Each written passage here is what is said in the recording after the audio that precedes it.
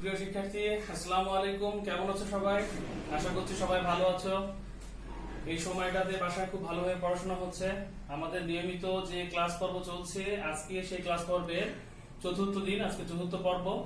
আমরা এর আগে আমাদের যে ক্লাসগুলো করেছি সেখানে আমরা ট্রান্সফরমেশনের সেন্টেন্স ওয়াইজ যে পরিবর্তনগুলো আছে, দ্যাট মিন্স অ্যাসার্টিভ থেকে এক্সক্লেমেটরি পর্যন্ত এই পরিবর্তনগুলো আমরা করেছি। আজকে আমাদের যে আলোচনার বিষয় সেটা হলো অ্যাফার্মেটিভ থেকে নেগেটিভ করা। যদিও তোমরা জানো যে অ্যাফার্মেটিভ এবং নেগেটিভ তো আমাদের মূল যে বাক্যের আমরা প্রকারভেদগুলো দেখিয়েছিলাম সেখানে ছিল না। সবচেয়ে বড় কথা হচ্ছে যে এখানে দেখো প্রথমেই একটা কথা বলা আছে, প্রায় সব ধরনের বাক্যের দুটি করে রূপ থাকে। That means assertive, interrogative, imperative, optative এবং এক্সক্লেমেটরি। আবার ওইদিকে সিম্পল, কমপ্লেক্স, কম্পাউন্ড, প্রত্যেক বাক্যেরই দুটো করে রূপ থাকে। যার একটিকে আমরা বলি হচ্ছে অ্যাফার্মেটিভ বা হ্যাঁ বোধক, আর একটিকে বলি নেগেটিভ বা না বোধক। এই দুটো রূপকে আমরা সব ধরনের বাক্যেই পেয়ে থাকি। সব ধরনের বাক্যে এই দুটো রূপ আমরা পেয়ে থাকি। যেমন এটা উদাহরণ থেকে আমরা বুঝতে পারবো যে কেমন দুটো রূপ হয়। He is a hard working person, সে একজন কঠোর পরিশ্রমী ব্যক্তি, এটাকে আমরা বলছি হ্যাঁ বোধক। আর he is not a hard working person, এটাকে আমরা বলছি না বোধক। এখন মূল কথা হচ্ছে এটাকে সাধারণভাবে আমরা বলছি হ্যাঁ বোধক আর না বোধক। কিভাবে চিনলাম? চেনার একটা উপায় হচ্ছে কি, যে উপরের বাক্যটাতে আমরা এমন কোন শব্দ পাচ্ছি না যেটা দিয়ে না শব্দটা বোঝায়, কিন্তু নিচের বাক্যটাতে দেখো একটা শব্দ আছে যেটা দিয়ে না শব্দ বোঝায়। সেটা কি? নট। এরকম ভাবে যদি আমরা কখনো কোনো বাক্যের মধ্যে নট, নো, নেভার অথবা কিছু না বোধক শব্দ প্রকাশ করে এরকম কিছু শব্দ আছে, যেমন very few, little, hardly, barely, rarely, seldom, এই ধরনের ইত্যাদি শব্দগুলো যদি আমাদের বাক্যের মধ্যে থেকে থাকে তাহলে সেই ধরনের বাক্যগুলোকে আমরা বলে থাকি হচ্ছে নেগেটিভ ওয়ার্ড। সো এখানে আমরা দুটো বাক্য দেখলাম, একটা হ্যাঁ বোধক, একটা না বোধক। এখানে নট থাকার দরুন এটাকে আমরা না বোধক বলছি, কিন্তু এইটাকে আমরা ট্রান্সফরমেশন বলতে পারছি না। আমাদের পড়ার মূল বিষয়টা হচ্ছে ট্রান্সফরমেশন। ট্রান্সফরমেশন মানে কি? প্রথমেই তোমাদেরকে বলেছিলাম, একদম প্রথম ক্লাসে আলোচনা করেছিলাম যে ট্রান্সফরমেশন হচ্ছে বাক্যের গঠনের পরিবর্তন হবে কিন্তু অর্থের কোনো পরিবর্তন হবে না। আর এই অর্থের পরিবর্তন যাতে না হয় সেজন্যই কিন্তু মূলত আমাদের কিছু নিয়ম অনুসরণ করতে হয়। কিন্তু আমরা দেখতে পাচ্ছি যে উপরের এই দুটো যে বাক্য আছে, এই দুটো বাক্যের গঠনের যেমন পরিবর্তন হয়েছে তার পাশাপাশি আর অর্থেরও পরিবর্তন হয়ে গিয়েছে। কিভাবে? উপরের বাক্যটা বলছে he is a hard working person, সে একজন কঠোর পরিশ্রমী ব্যক্তি, কিন্তু নিচেরটাতে বলছে he is not a hard working person, সে একজন কঠোর পরিশ্রমী ব্যক্তি নয়। দুটো কথা দুই রকম। তো এই জন্য আমরা এটাকে কখনোই ট্রান্সফরমেশন বলতে পারবো না। ট্রান্সফরমেশন করতে গেলে আমাদেরকে অবশ্যই কিছু নিয়ম অনুসরণ করতে হবে। সেই নিয়মগুলো কি? সেই নিয়মগুলো এখন আমরা ধাপে ধাপে আস্তে আস্তে শিখবো। দেখো, প্রথমেই আমরা যে বিষয়ে চলে আসছি, rules of how to change affirmative into negative. অ্যাফার্মেটিভকে নেগেটিভে পরিবর্তন করতে গেলে যে নিয়মগুলো সেগুলো এখন আমরা পর্যায়ক্রমিক ভাবে চলে আসছি। প্রথম যে নিয়মটাতে বলা আছে যে অ্যাফার্মেটিভ বাক্যকে সাধারণভাবে নেগেটিভ করার সময়, সাধারণত আমরা যেভাবে নেগেটিভ করতে পারি, একদম শুরুতে বেসিক যেটা একেবারে স্বাভাবিক একটা বাক্য যদি পাই, সেই বাক্যগুলোকে নেগেটিভ করার সময় প্রথম আমাদের যে কাজটা করতে হবে সেটা হচ্ছে আমরা দেখব সাবজেক্টের পরে কোনো সাহায্যকারী ভার্ব আছে কিনা। যদি সাহায্যকারী ভার্ব থাকে তাহলে সেই সাহায্যকারী ভার্বের পরে কি বসাবো? নট বসাবো, প্রথম কাজ। দ্বিতীয় কাজ হচ্ছে অক্সিলারি ভার্ব যদি না থাকে।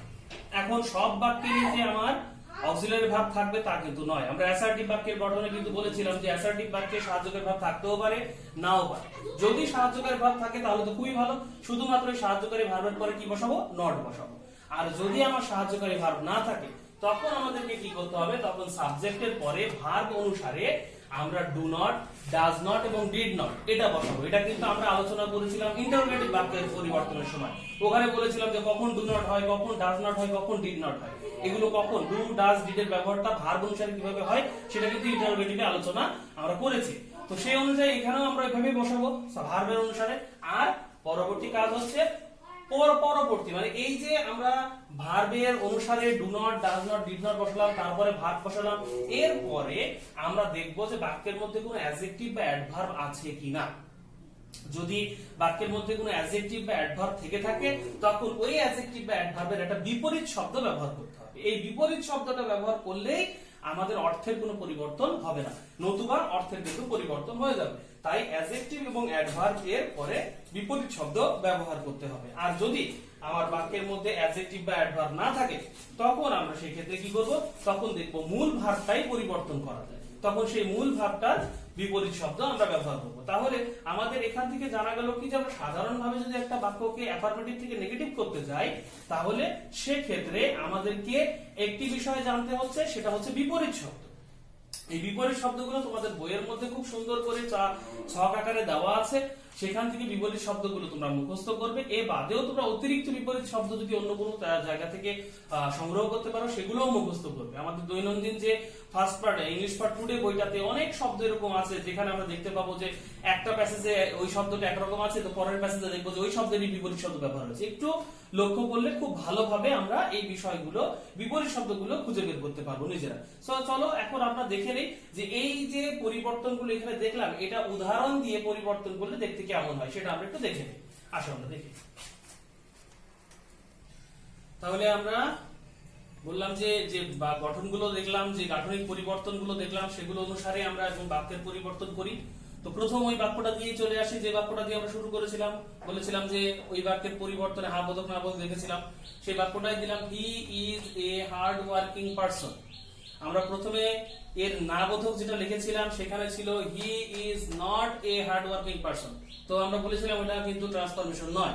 তাহলে ট্রান্সফরমেশন করতে গেলে আমাদের মানে অবশ্য করণীয় যে বিষয়গুলো ছিল সেগুলো কি, আমরা সাহায্যকারী ভার্ব থাকলে তারপরে কি বসাবো, নট বসাবো। এরপরে আমাদের যদি কি থাকে, পরবর্তীতে কোনো অ্যাডজেক্টিভ বা অ্যাডভার্ব থাকে, সেগুলোর বিপরীত শব্দ ব্যবহার করবো। যেমন এখানে আছে হার্ড ওয়ার্কিং, কঠোর পরিশ্রমী, এটা হচ্ছে একটা অ্যাডজেক্টিভ। কার অ্যাডজেক্টিভ? এই পারসনের অ্যাডজেক্টিভ। অতএব কেমন পারসন? হার্ড ওয়ার্কিং পারসন, এটা অ্যাডজেক্টিভ। তাই এই অ্যাডজেক্টিভের বিপরীত শব্দ বসলো হার্ড ওয়ার্কিং মানে কঠোর পরিশ্রমী, আর এখানে আছে আইডল মানে হচ্ছে আমরা অলস বা যাকে বলছি অকর্মণ্য, যে কোনো কাজ করে না। তাহলে এটার বিপরীত শব্দ ব্যবহৃত হলো। তাহলে বাক্যটা নেগেটিভ হয়ে গেল কিভাবে, হি is not an idol person, এটা আমরা বললাম। ঠিক একই ভাবে পরের বাক্যটাতে দেখা যাচ্ছে হি ওয়ার্কস ফাস্ট। এখানে হি আছে, ওয়ার্কস আছে, ফাস্ট, সাবজেক্ট, মূল ভার্ব, অ্যাডভার্ব, কিন্তু এই বাক্যের মধ্যে কোনো সাহায্যকারী ভার্বের ব্যবহার নেই। আমরা বলেছিলাম যদি সাহায্যকারী ভার্ব না থাকে, তাহলে আমরা ভার্ব অনুযায়ী আমরা ব্যবহার করব ডু নট, ডিড নট অথবা ডাজ নট। এখানে আমরা দেখতে পাচ্ছি ভার্বের শেষে কি যোগ আছে, এস যোগ আছে। যদি ভার্বের শেষে এস যোগ থাকে তাহলে হয় ডাজ নট।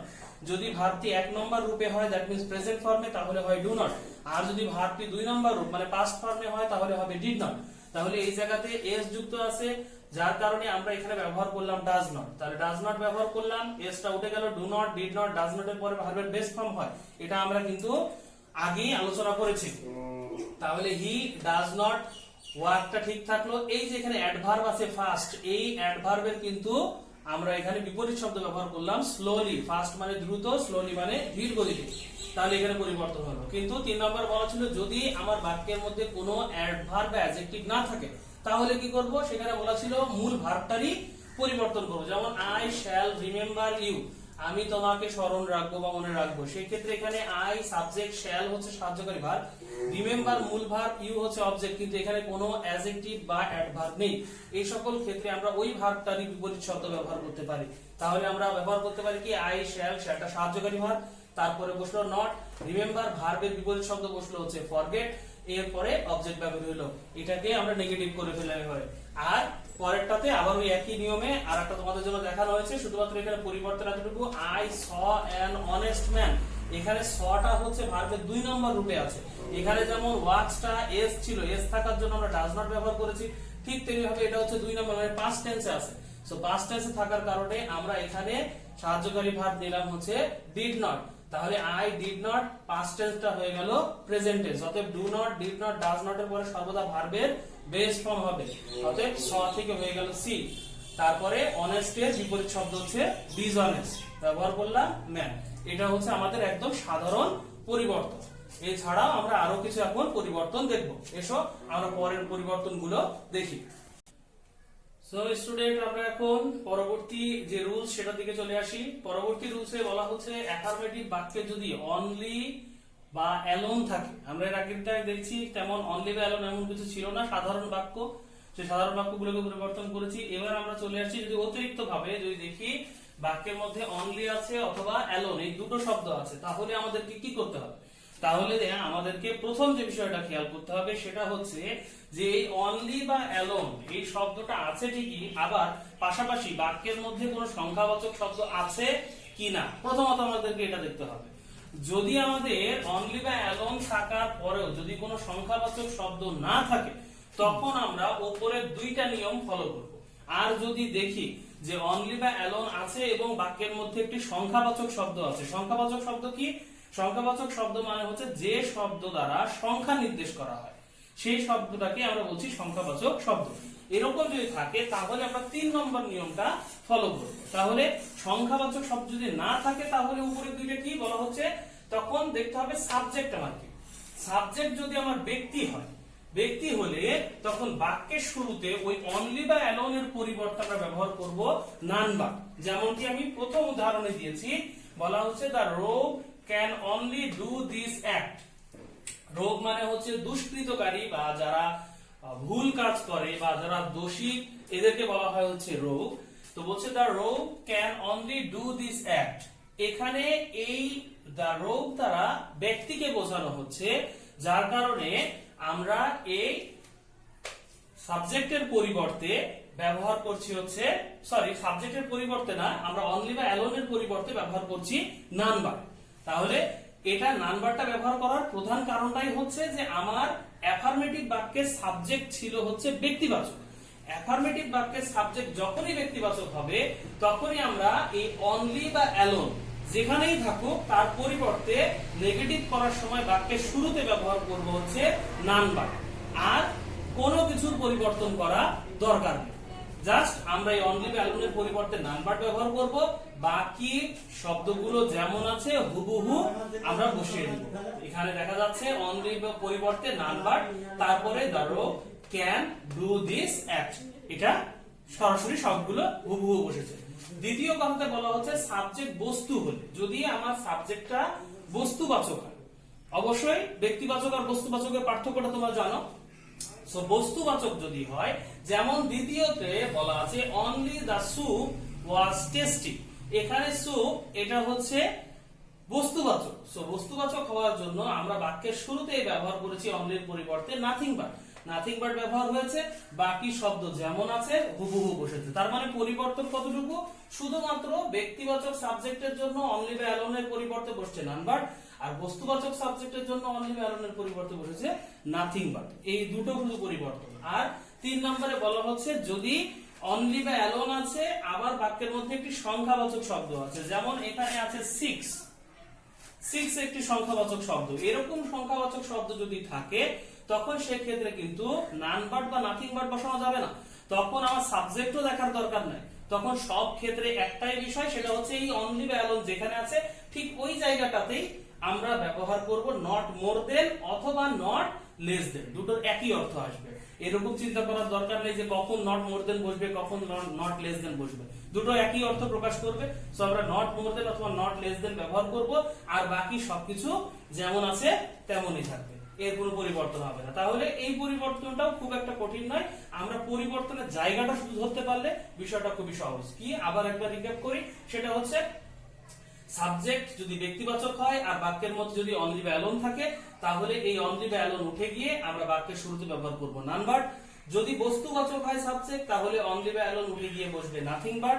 আর যদি দেখি অনলি বা অ্যালোন আছে এবং পরবর্তীতে বাক্যের মধ্যে সংখ্যাবাচক শব্দ আছে, তাহলে আমরা ওই অনলি বা অ্যালোন যেখানে আছে ঠিক সেই জায়গাতেই আমরা ব্যবহার করব হচ্ছে নট মোর দেন অথবা নট লেস দেন। এটা ব্যবহার করলে আমাদের বাক্যটি হ্যাঁ বোধক থেকে না বোধকে পরিণত হবে। তো আসো আমরা পরবর্তী উদাহরণের দিকে, পরবর্তী নিয়মের দিকে চলে যাই। পরবর্তী নিয়মে আমরা দেখতে পাচ্ছি এখানে লেখা আছে অ্যাফার্মেটিভ বাক্যে অক্সিলারি ভার্ব হিসাবে যদি মডাল থাকে। মডাল গুলো কি কি? মডাল গুলো আমরা ক্লাসে আলোচনা করেছি, বা আবারও বলছি, মডাল গুলোর মধ্যে যেমন আছে can, could, may, might, shall, should, will, would, এরপর আছে হ্যাড বেটার, উড রাদার ইত্যাদি। এরকম অনেকগুলো আছে যেগুলো আমরা মডেল গুলো শিখেছি ক্লাসে। ওগুলোর মধ্য থেকে কিছু মডেল নিয়ে এখানে আলোচনা করা হচ্ছে। বলছে অ্যাফার্মেটিভ বাক্যে যদি অক্সিলারি ভার্ব হিসেবে অন্য কোনো কিছু না থাকে, শুধুমাত্র ওই মডেল গুলো থাকে যেগুলো কি অ্যাফার্মেটিভ বাক্যে যদি can, must, have to, has to, এই চারটা মডেল, বেশি না।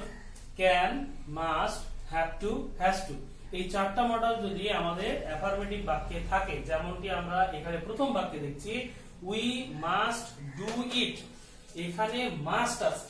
অতএব যদি can, must, have to, has to, এই চারটার মধ্যে কোনো একটা যদি আমার অ্যাফার্মেটিভ বাক্যে সাহায্যকারী ভার্ব হিসেবে থাকে, তাহলে নেগেটিভ করার সময় এই model, that means can, must, have to, has to, এদের পরিবর্তে আমরা দুটো জিনিস ব্যবহার করতে পারি। এক ক্যান নট বাট, আর একটা হচ্ছে ক্যান নট হেল্প। তবে পার্থক্য হচ্ছে এখানে ক্যান নট বাট ব্যবহার করলে ভার্বের এক নম্বর রূপ বসবে, মানে তারপরে শুধুমাত্র ভার্বটি বসবে। কিন্তু ক্যান নট হেল্প ব্যবহার করলে আমরা ভার্বের সাথে কি যোগ করব? আইএনজি, এটা যোগ করতে হবে। এতটুকুই পার্থক্য। যেমনটি এখানে আমি দুটো গঠনই দিয়েছি, উই মাস্ট ডু ইট, এটা নেগেটিভ করতে গিয়ে we can not but do it এটাও লিখতে পারি, অথবা we can not help doing it, এই দুটোই লিখতে পারি। এই দুটো দেওয়ার অর্থটা হচ্ছে তোমাদের সবসময় যে হা বোধক থেকে না বোধক করতে বলবে তা নয়, অনেক সময় না বোধক থেকে হা বোধকও করতে বলতে পারে। তাই যদি দেখি ক্যান নট বাট তারপরে ভার্ব ওয়ান দেওয়া আছে, অথবা ক্যান নট হেল্প তারপরে ভার্ব প্লাস আইএনজি দেওয়া আছে, দুটোর ক্ষেত্রেই অ্যাফার্মেটিভ হবে একটা নিয়ম। অতএব সাবজেক্টের পরে এই ক্যান নট বাট বা ক্যান নট হেল্প এর পরিবর্তে আমরা must, can, have to, has to যে কোনো একটা বসাবো, মূল ভার্ব বসাবো, তারপর অবজেক্ট বসাবো, এটা দিয়ে করব। আর বলা হচ্ছে অ্যাফার্মেটিভ বাক্যে যদি কুড অথবা হ্যাড টু থাকে, এই দুটো কুড এবং হ্যাড টু, এই দুটো যদি থাকে তাহলে আমরা একই রকম ভাবে পরিবর্তন, এখানে ক্যান নট বাট না হয়ে হচ্ছে could not but, can not help না হয়ে হচ্ছে কুড নট হেল্প। কখন? যদি আমার অ্যাফার্মেটিভ বাক্যে সাহায্যকারী ভার্ব হিসেবে কুড অথবা হ্যাড টু থাকে। তাহলে এখানে বলা হচ্ছে আই কুড লাভ, এখানে আমরা এটাকে নেগেটিভ করেছি, আই কুড এর পরিবর্তে এখানে হয়ে গেল কুড নট বাট লাভ, ভার্বের এক নম্বর রূপ। আর যদি আমি কুড নট এর পরে হেল্প ব্যবহার করি, তখন বাক্যটা হয়ে যাবে আই কুড নট হেল্প, ভার্বের সঙ্গে আইএনজি যোগ হয়ে গেল লাফিং। তাহলে খুব সহজ বিষয়, বেশি পরিবর্তন নেই, ছোট পরিবর্তন, খালি খুঁজে বের করতে হবে পরিবর্তনটা কোথায়। ওকে, আমরা তাহলে এবার পরবর্তী নিয়মে চলে আসি। আমরা পরবর্তী নিয়মটা দেখি। পরবর্তী নিয়মে বলা হচ্ছে অ্যাফার্মেটিভ বাক্যে দুটি নাউন, প্রোনাউন, অ্যাডজেক্টিভ বা অ্যাডভার্ব যদি এন্ড, বিসাইডস বা বোথ ডট ডট এন্ড দ্বারা যুক্ত থাকে। কি কি যুক্ত থাকবে? নাউন যুক্ত থাকতে পারে দুটো, দুটো প্রোনাউন যুক্ত থাকতে পারে, দুটো অ্যাডজেক্টিভ থাকতে পারে, অথবা দুটো অ্যাডভার্ব থাকতে পারে। এরা কোনটি দ্বারা যুক্ত থাকবে? এন্ড দ্বারা যুক্ত হতে পারে, বিসাইডস দ্বারা যুক্ত হতে পারে, অথবা দুটি যে নাউন বা প্রোনাউন বা অ্যাডজেক্টিভ এগুলোর প্রথমটার পূর্বে বোথ, পরেরটার পূর্বে এন্ড থাকতে পারে। এরকম যদি থাকে তাহলে খুব সহজ, আমরা যদি এন্ড বা বিসাইডস থাকে, মাঝে শুধু এন্ড বা বিসাইডস যদি থাকে, তাহলে দেখবো এন্ড বা বিসাইডস এর আগের যে নাউন বা প্রোনাউন আছে তার পূর্বে নট অনলি বসাবো, আর ওই এন্ড বা বিসাইডের পরিবর্তে আমরা ব্যবহার করব বাট অলসো, যেটা নিচে দেওয়া আছে, he is honest and sincere. এখানে অনেস্ট হচ্ছে এক নম্বর প্রথম তোমার অ্যাডজেক্টিভ, সিনসিয়ার হচ্ছে দ্বিতীয় অ্যাডজেক্টিভ, দুটি অ্যাডজেক্টিভ যুক্ত আছে এন্ড দ্বারা। তো বলা হচ্ছে এরকম এন্ড দ্বারা যুক্ত থাকলে আমরা কি করব? এন্ড এর আগের যে নাউন বা প্রোনাউন বা অ্যাডজেক্টিভটা থাকবে ঠিক তার পূর্বেই ব্যবহার করব নট অনলি, আর এই এন্ড বা বিসাইডটা উঠে গিয়ে বসবে হচ্ছে বাট অলসো। তাহলে সিনসিয়ার এর আগে এন্ড ছিল, সিনসিয়ার এর আগে এখানে বাট অলসো বসলো। অনেস্ট এটা প্রথম নাউন বা প্রোনাউন ছিল, তাই এর পূর্বে আমরা ব্যবহার করলাম হচ্ছে নট অনলি। এইভাবে প্রত্যেকটাতে আমরা দেখবো যে দুটি নাউন বা প্রোনাউন, দুটি অ্যাডজেক্টিভ বা অ্যাডভার্ব যদি আমার এন্ড বা বিসাইডস দ্বারা, এই দুটি দ্বারা যদি যুক্ত থাকে, দুটি বিষয় যদি এরকম এন্ড বা বিসাইডস দ্বারা যুক্ত থাকে, তাহলে সেক্ষেত্রে আমরা প্রথম বিষয়টির পূর্বে ব্যবহার করব হচ্ছে নট অনলি, আর দ্বিতীয় বিষয়টির পূর্বে ব্যবহার করব বাট অলসো। এন্ড এর পরিবর্তে হয়ে গেল বাট অলসো। ঠিক একই ভাবে দ্বিতীয়টাতে বলা হচ্ছে বোথ ডট ডট এন্ড থাকলে, খুব সহজ, বোথ ডট ডট এন্ড থাকলে আরো সহজ, কিছুই না।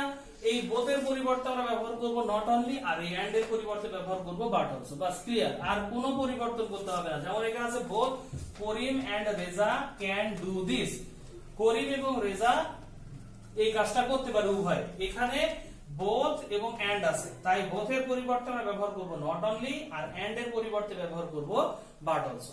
এতটুকু পরিবর্তন করলে ইনশাআল্লাহ আমাদের এটা অ্যাফার্মেটিভ থেকে নেগেটিভ হয়ে যাবে। ঠিক একই ভাবে এটাকে যদি আমরা ভাইস ভার্সা করি, উল্টো করি, তাহলে এরকম নট অনলি বাট অলসো এই দুটোকে তুলে দিয়ে আমি দুইটাই ব্যবহার করতে পারি, বোথ ডট ডট এন্ড ও ব্যবহার করতে পারি, অথবা শুধুমাত্র মাঝখানে এন্ড এর ব্যবহারটাও করতে পারি। That means not only Karim but also Reza can do this, এটাকে আমরা অ্যাফার্মেটিভ করতে গেলে Karim and Reza can do this এরকমও বলতে পারি, অথবা both Karim and Reza can do this এভাবেও বলতে পারি।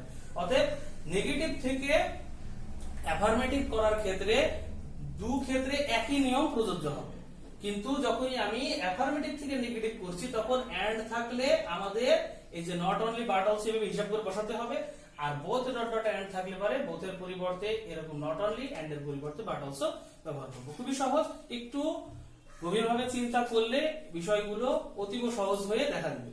তো আমরা পরবর্তী নিয়মের দিকে চলে আসি।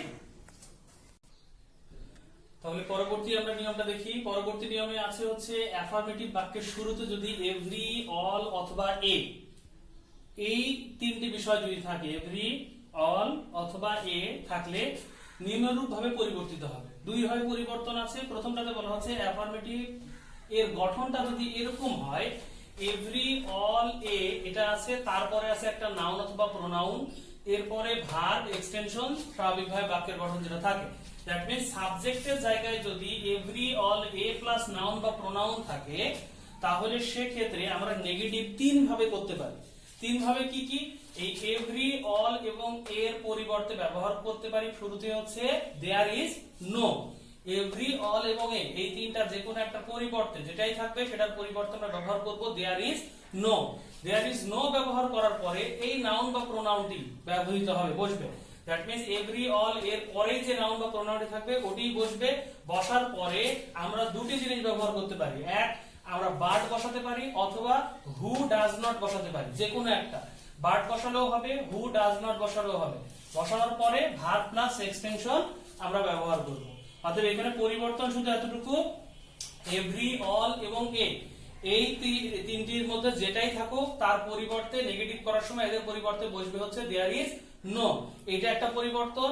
নাউন প্রোনাউন বসা পরে দ্বিতীয় পরিবর্তন হচ্ছে বাট অথবা হু ডাজ নট বসবে। ওই নাউন বা প্রোনাউনের পরে বাট অথবা হু ডাজ নট বসবে। এটা ব্যবহার করার পরে বাকি অংশ যেমন আছে তেমনই বসাবো। আর যদি আমি দেয়ার ইজ নো কথাটি ব্যবহার না করে শুধুমাত্র নো ব্যবহার করি, অথবা নো বডি অথবা নান ব্যবহার করি, নো ব্যবহার করলে নো এর সঙ্গে নাউন অথবা প্রোনাউন বসবে, কিন্তু নো বডি বা নান দিলে তখন আর নাউন বা প্রোনাউনের কোনো দরকার নেই। তো সেক্ষেত্রে আমরা এখানে যদি নাউন বা প্রোনাউন থাকে তখন সেক্ষেত্রে নো দিয়ে নাউন প্রোনাউন ব্যবহার করাটাই হচ্ছে বেটার। তাই আমরা নো প্লাস নাউন বা প্রোনাউন ব্যবহার করব। এক্ষেত্রে বাট বা হু ডাজ নট কিন্তু ব্যবহার করার প্রয়োজন নেই। আমরা এখানে এই ভার্বের অপোজিট ওয়ার্ডটা ব্যবহার করব। অপোজিট ওয়ার্ড ব্যবহার করার পরে বাকি অংশ যেমন আছে ঠিক তেমন ভাবে বসাবো। নিচে পরিবর্তনগুলো সুন্দরভাবে দেওয়া আছে, খুব ভালো করে লক্ষ্য করো। Every person loves his country, এখানে এভরির পরে নাউন বা প্রোনাউন আছে পারসন, তারপরে আছে হচ্ছে ভার্ব, তারপরে এক্সটেনশন। এই ক্ষেত্রে আমি এটাকে তিন ভাবে পরিবর্তন করতে পারি। প্রথমে দেয়ার ইজ নো, কার পরিবর্তে হয়েছে? এই এভরির পরিবর্তে। এখানে হতে পারতো অল পারসন, এখানে হতে পারতো এ পারসন, যেটাই থাকুক তার পরিবর্তে হবে there is no. There is no বসলো, নাউন বা প্রোনাউনটা বসলো, এরপর অতিরিক্ত বাট অথবা হু ডাজ নট, যে কোনো একটা বাট অথবা হু ডাজ নট বসলো। এরপরে বাকি অংশ যেমন আছে love his country, loves his country, এখানে ডাজ নট থাকার কারণে এই লাভের সঙ্গে এস বা ইয়েস যেটা ছিল সেটা উঠে গেল, তাহলে বাকি সবকিছু কিন্তু ঠিকই থাকলো। কিন্তু যখন আমি নো ব্যবহার করছি, নো ব্যবহার করার কারণে তখন আমি নো এর পরে নাউন বা প্রোনাউন ব্যবহার করছি ঠিকই, কিন্তু এই ক্ষেত্রে বাট অথবা হু ডাজ নট কিন্তু ব্যবহার করিনি। এখানে বাট অথবা হু ডাজ নট ব্যবহার না করে আমরা এই যে ভার্ব লাভ, এই লাভ এই ভার্বটার বিপরীত শব্দ ব্যবহার করেছি। অতএব লাভের বিপরীত শব্দ এখানে হচ্ছে হেড।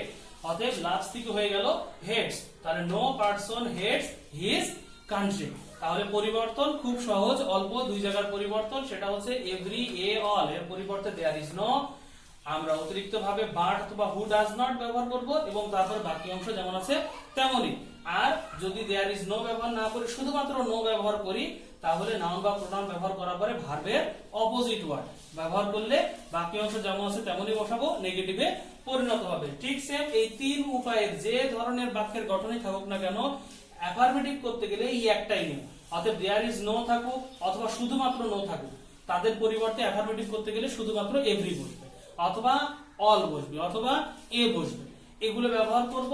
এইসব বাট হু ডাজ নট থাকলে উঠে যাবে, বাকি সব ঠিক থাকবে। আর যদি বাট বা হু ডাজ নট না থাকে তাহলে আমরা এই হে মানে বিপরীত শব্দ যেটা থাকবে এটার বিপরীত শব্দ ব্যবহার করলে ওটা অ্যাফার্মেটিভ আবার পরিণত হয়ে যাবে। আর দ্বিতীয় কথাতে বলা হচ্ছে তবে অ্যাফার্মেটিভে এভরি অল এ প্লাস নাউন প্রোনাউনের পরে যদি অক্সিলারি ভার্ব থাকে, মূল ভার্ব যদি না থাকে, এখানে যেমন মূল ভার্ব ছিল লাভস, এই মূল ভার্ব না থেকে যদি অক্সিলারি ভার্ব থাকে, অক্সিলারি ভার্বটাই যদি মূল ভার্বের কাজ করে, তখন সেই ক্ষেত্রে কিন্তু আমরা দেয়ার ইজ নো আর ব্যবহার করতে পারবো না। তখন সেই ক্ষেত্রে অবশ্যই সর্বক্ষেত্রে ব্যবহার করতে হবে কি নো, তখন নো ব্যবহার করতে হবে। তারপরে নাউন বা প্রোনাউনটি আসবে, অক্সিলারি ভার্বটা বসবে এবং ওই অক্সিলারি ভার্বের পরে যে অ্যাডজেক্টিভটা থাকবে সেই অ্যাডজেক্টিভের আমরা বিপরীত শব্দ ব্যবহার করব। তখন কিন্তু ইজের তো আর বিপরীত শব্দ নেই, তাই ভার্বের বিপরীত শব্দ ব্যবহার করতে পারছি না, তখন ওই অক্সিলারি ভার্বের পরে যে অ্যাডজেক্টিভ থাকবে সেটার বিপরীত শব্দ ব্যবহার করব। যেমনটি বলা আছে অল বাংলাদেশিস আর হসপিটেবল, এই ক্ষেত্রে অল আছে কিন্তু এখানে মূল ভার্ব হিসেবে ব্যবহার হয়েছে আর, সাহায্যকারী ভার্বটাই মূল ভার্বের কাজ করছে, তাই অল এর পরিবর্তে হলো নো, আমরা এখানে নো বসালাম, বাংলাদেশিস ঠিক থাকলো আর ঠিক থাকলো। এই যে পরের যে অ্যাডজেক্টিভটা আছে হসপিটেবল, এই হসপিটেবলটাই পরবর্তী বিপরীত শব্দ ব্যবহার হলো ইন হসপিটেবল। হ্যাঁ, অতিথি পরায়ণ থেকে অতিথি পরায়ণ নয়, এরকম বিপরীত শব্দ ব্যবহার করলাম। সো এটাই হচ্ছে পরিবর্তন, খুব কঠিন কিছু না। যে জায়গাটা পরিবর্তন খালি ওই জায়গাটা ধরতে শেখো, তাহলে অ্যাফার্মেটিভ থেকে নেগেটিভ করাটা অনেকটাই সহজ হবে। আরো কিছু নিয়ম আছে, এই নিয়মগুলো আমরা পরবর্তী ক্লাসে আলোচনা করব। এই ক্লাসের জন্য আপাতত এতটুকুই। এই নিয়মগুলো বাসাতে বেশি বেশি তোমাদের বইয়ের অধ্যায়গুলো থেকে দেখে চর্চা করো, বেশি বেশি উদাহরণ অনুশীলন করো। আশা করছি তোমাদের এই নিয়মগুলো খুব ভালোভাবে আয়ত্ত হয়ে যাবে। সো আজকের মতো এতটুকুই। আমরা পরবর্তীতে তোমাদের যে ক্লাসগুলো নিব সেগুলোতে বাকিটা শেষ করে তোমাদের সম্পূর্ণ অ্যাফার্মেটিভ নেগেটিভ শেষ হয়ে যাবে। সো এখন আমরা চলে যাব হচ্ছে আমাদের হোমওয়ার্কে। দেখে নিই আমাদের হোমওয়ার্কগুলো আজকে কি। এগুলো তাহলে তোমাদের হোম টাস্ক।